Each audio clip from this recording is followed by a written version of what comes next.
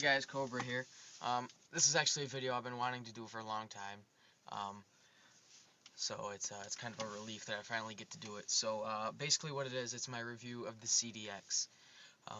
The Sega CDX, that is. Well, actually, I guess it's the Sega Genesis CDX, whatever you want to call it. It came out in 1993. It's the fourth type of Sega Genesis that you have. You have the Model 1, which is my preferred model. You have the Model 2, which is still fine. Then you have the Model 3. Now, for me, the Model 3 seems kind of like a cheap, last-minute attempt to keep it out there, and that's kind of what it is. I think it wasn't even made by Sega, I don't think. Which I'm not sure that the CDX was made by Sega either, but that's a different story. So if you're gonna get a Sega Genesis, first off, go with the Model 1. You shouldn't be disappointed there.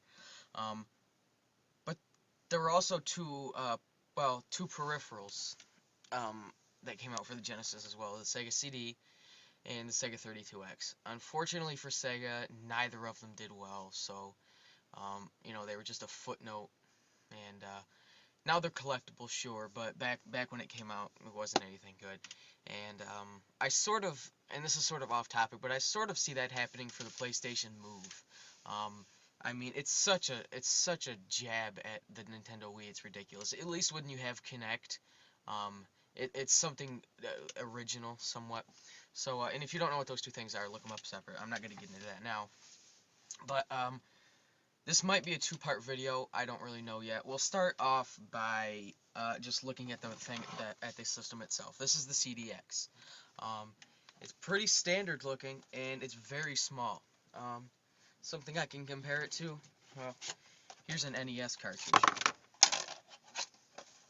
It's hardly bigger than an NES cartridge, and it's just as wide.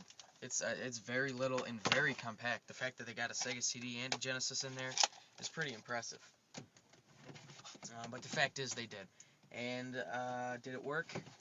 Yes, it is beautiful. The thing just looks pleasing. It's aesthetically pleasing, and while it has its faults, it's one of my favorite systems ever. And in fact, I very highly recommend getting one of these. They're a bit pricey. They could cost up to $200, but you can get one for around $150 or maybe less. But I highly recommend it. You'll get such a great library with Genesis and CD games that it might in the end be worth the extra few bucks. Some quick things worth noting: it's also a tape or a CD player. Back in '93, CDs were somewhat new, so you can actually put batteries in here. There's a little slot for batteries, and put a CD in there. And you're not gonna fit this beast in your pocket, but you could carry it with you in a backpack or something and listen to music, sure. Now that seems a bit, ridiculous when I can fit 8,000 songs on a little thing this big. So, but back in '93, I'm sure this was really cool, and it still is cool. The CD player works fine. There's no complaints there. There's a phone out jack here and a line out jack here. You can plug your headphones in. There's a volume swap switch. On the back here, you have your power adapter, and we're going to talk about this later a little bit because it's very important. And we're going to talk about the AV out. Now, unfortunately, one thing that I don't like is that it's only AV out. I prefer that it is AV out, but when I got this, it didn't have cords, so it would have been nice to have the option for RF. But now that I have an AV option, it's great. But it would have been nice to have the option, but not a big complaint by any means. The buttons on here, as you can see, there's a open button. Opens the oh, my hand was on it. Opens the disc tray here. There's a backwards rewind button, and then a track back button. Go back a song when you're listening to a CD. Go forward a track button. A pause and a play, and then a stop and reset. And of course, in the front here are your power switch and your two controller ports. Here's another complaint I have with it, and it could be a small complaint or it could be big, depending on how you look at it. Because the controllers are set up, or the controller port is set up like this, you cannot use the Sega Genesis wireless controllers with it. I don't have my Genesis with me right here, it's in the other room, But just to show you quick, I guess the master system I can show you. You see how these controls, these two ports right here, are right next to each other? Well, the Sega wireless adapter plugs into those two ports at the same time. You can't do it any other way, because all Genesis models have the two controller ports right next to each other, and they fit every one of them except the CDX. If the only controllers you have are the wireless ones, that might be a deal breaker, but most people don't, and controllers are cheap anyway, so go out and get one. Not a big deal. But you would think that with a system this advanced, that they would have at least thought about that. Now, there is one way you can get around it. Sort of. It's kind of a pain, but you can actually get two extension cords and plug it into the wireless receiver for the controller. It'll make your controller wireless, but you'll have a wired mess. I guess we'll move on to the AV. I talked about it earlier, but I'm going to bring it up again. This uses the AV cord that the Genesis 2 and 3 use. The one for the Genesis 1 and the Sega Master System is completely different, and it will not work. Sega's very particular with their cords, and it's a pain for the consumer, but whatever, I'm sure they made money on it somehow. So you'll need the Genesis Model 2 or 3 AV cord, and you can get them online. They're very common. There's a ton of aftermarket ones. I got mine for just a few bucks. It's not a big deal. But the power adapter is a different story. This is where a lot of people are confused, and I was even confused had I not confronted somebody about it and asked about it. It requires a 9.5 volt power adapter. The Genesis 1, I believe, came with a 10 volt, which wouldn't fit this anyways, but the Genesis Model 2 and 3 came with a 9 volt power adapter that will fit this. So a lot of people just assume, use that. But you actually, while you can use that, it's very highly not recommended at all. Because actually, when you have the wrong voltage like that, it can do damage to your disc reader. The lasers on it, so don't do it. It's not a good idea. Here's what I recommend. Go online and look up the Sima Sup 60 camcorder, a power adapter. This is what it looks like. I'll describe it below so you can spell it correctly or whatever. And it's very cool. It has a interchangeable head, so it comes with multiple heads you can put on it. Male and a female head, of course. And one of them fits it pretty well. It's very snug in there. It's a good option. And what else is cool about it is that it has options for you to change the voltage, and one of the voltage options is 9.5. So that's what you'll have to use. And it's 9.5 volts. If you can get a 9.5 volt somewhat other way, more power to you. But this is what I recommend. They're not expensive. And that's how I got around it. And by the way, there are several models of this. There is the original, which is the one you need, and then there's like an X model and an LX model.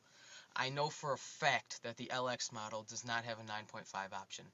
I don't know if any other does, but just to be safe, go with the 60 model. No LX, no X, nothing.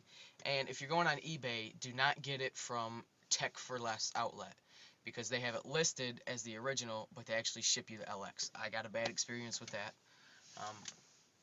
and I had to, get a new one. So don't get it from them. See if you can, and contact the seller before you buy it, and ask them and make sure. It's, that's the best way to do it. So in conclusion, just get the 9.5, that thing, and you should be set. I guess we can move on to the controller ports. There's a slight problem with them, I've found. Something I don't like about them is they face away. This one, the controller port faces this way, and the number 2 faces this way, and number 1 faces this way, which is not a big deal. But if I'm sitting somewhat far away, and I have the controller plugged in like this, and let's say I'm sitting over here, if I'm sitting somewhat far away and the cord is kind of tight, if I move somewhat, it's going to pull it this way, and it could cause disc skipping or whatever. It's something worth noting, but it's not a big deal. And also, the last thing, is the cartridge slot. Of course, you need that. It's very snug. It fits everything very well. Let's get one of my favorite games in there. It's very compact, and it feels nice in there. It works. It works really well. In fact, this works better than my actual Genesis does. Very few times do I have to blow in the cartridge and put it back in. It's very good. Okay. So now some things on the more technical side. It's slightly more powerful than the original Sega CD. You'll notice that when you turn it on, there's a version model number up in the top right hand corner, and it's actually higher than the Sega CD model, which is nice because it gives you better, quality or whatever. So that's good. That's a big positive there. I've heard that you cannot use a 32X in this. I don't know if that's true or not, as I don't have a 32X, but just be noted that when you buy one, you may not be able to use your 32X. And I also don't know if the power base converter will fit. I don't think it will. It doesn't look like it will. I don't have one again, so I can't test that out. But we noted that it may not work. So basically, that's everything as far as the system goes on the outside. The big thing with this is the games. Everybody knows that the Sega CD does not have the best game library. But in my mind, it's very, very, very underrated. There are some great games for this system. It's just that not very many people bought one, so they're not very well known necessarily. I'll show you some of my favorites. Pretty much every game I have, I enjoy. So we'll just go through them, and these are all games I would highly recommend. The first one is The Amazing Spider-Man vs. Kingpin. Very good here. One of the better Spider-Man games. This one I actually got in the mail, and it was sealed when I got it. I didn't pay for a sealed copy, but they sent it to me sealed, so I never opened it. But I have played it, trust me. This one's Battle Course. It's okay. It's a first-person robot game. Not bad. One of the better games, I guess. Bouncers. This is a very unique game. It's actually a basketball game, but you are the basketball, and you have to bounce off the other player to make your baskets. It's really fun, very addictive, great for two-player. Dracula Unleashed. I got this with my CDX. I don't recommend it. It's a full-motion video game. Here's Echo the Dolphin, Tides of Time. If you like Echo, you'll like that. There's some full-motion video in it, which adds to it. Sylphid, great shooter. And then what some people regard as the best game on the system, Sonic CD. And it's very good. If you're a fan of Sonic, you'll love it instantly. I actually have 2 copies of Sonic CD. If anybody's interested in a trade or buying it, just send me a message, not a big deal. Starblade, here's another shooter. It's very much like Star Fox, kind of. Polygon graphics, everything like that. And then one of my favorite games, I want to say ever almost. I have a lot of fun when I play this, The Terminator. It's a side-scrolling shooter, and I really like it a lot. It has one of the best soundtracks I've ever heard in my life. It's great. But there are some other great games for this, like, I actually have a few, Soul Feast is another good one. It's like Life Force, sort of, for the NES. And there are some other good ones. And, like Road Rash CD is a good one. Mortal Kombat is pretty much like the other Mortal Kombat, so if you need it, fine. But as far as games go, it's very underrated, and there are some good games that you will enjoy. I don't really know where to go from here. It's a great system. It's sometimes,